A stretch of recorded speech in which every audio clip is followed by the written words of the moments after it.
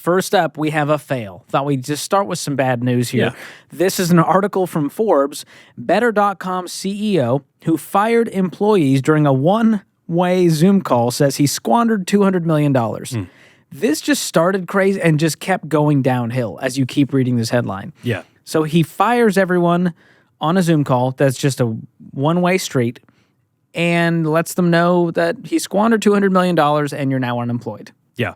Let's play the clip and then we can talk about it. All right, let's see it.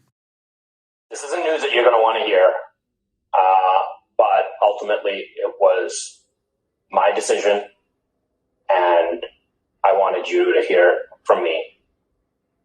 It's been a really, really challenging decision to make. This is the second time in my career I'm doing this, and I do not want to do this. The last time I did it, I cried. This time I hope to be stronger. But we are laying off about 15% of the company.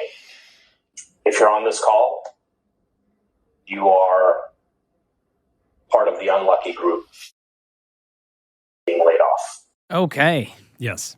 Where do we start, Casey? Well, there's so much wrapped up in this video. The first thing is, let's address layoffs in general. So we as a company, so Ramsey Solutions, are pretty anti-layoff, right? We've never laid off a single team member in the whole history of our company. And we've been around for 25 plus years, and we have over 1,000 team members. And when it comes to layoffs, there's really three things that often drives layoffs. It's short-term thinking, right? I've got to make my bottom line look better before the end of the year. The second is when you look at people as a line item, it's easy just to slash them. And the other is just poor planning. Like a lot of people say, this was unforeseen, right? Right. That's the way business happens. You can't see everything in the future, but you're not planning to have that emergency fund for the what if goes wrong, and then you're taking it out on the team. So I wanted to kind of put that out there that there's a lot of stuff going around about layoffs, and we have a very specific opinion around that. But some of the things that the CEO was trying to do, he just did it really poorly. Like the first thing he was trying to do was take responsibility, right? He said this was really hard. It was his fault. But the first thing is, if you see the video, his posture communicates that it is not as important to him as he's saying it is. I mean, he's leaning back. He's a little too relaxed. Yeah, he's kind of like leaning over the table, like 6 feet back. You can't even... Yeah, visually, he was very far away from the Right. actual camera. Right. Which feels like if you're trying to create an authentic, intimate thing happening over Zoom, being 10 feet away and just talking super casually, leaning back in your chair, probably not the message you want to send. Exactly. And then he just completely forgot what empathy was, right? So he starts off and he goes, guys, this is the second time in my career that I've had to do this. The first time I cried, this time I hope to be stronger. And I'm trying to think, like, in his mind, does he think that everybody listening on this call is like, oh, we're cheering for you, man. I hope you're stronger too, man. I mean, I would have loved to see some tears to actually see that this was something that was difficult for him to do.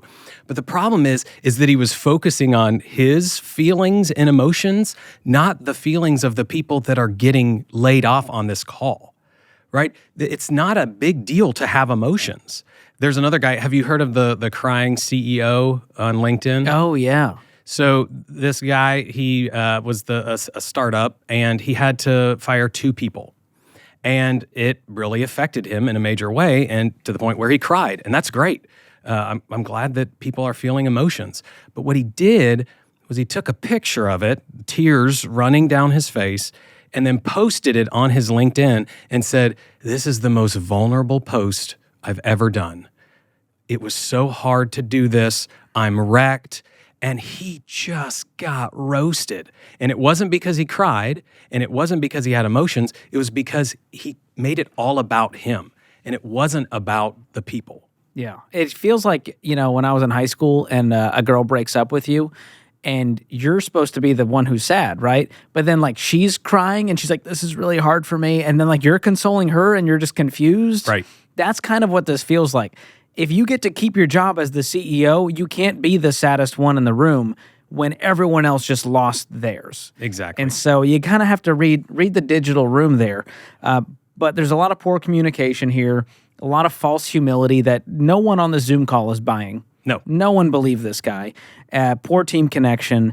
And so all around, this was just a cluster. It was just the best example of the way to fail at having a hard conversation. Exactly. So key takeaway, don't do a one-way Zoom with thousands of people to give really hard information to.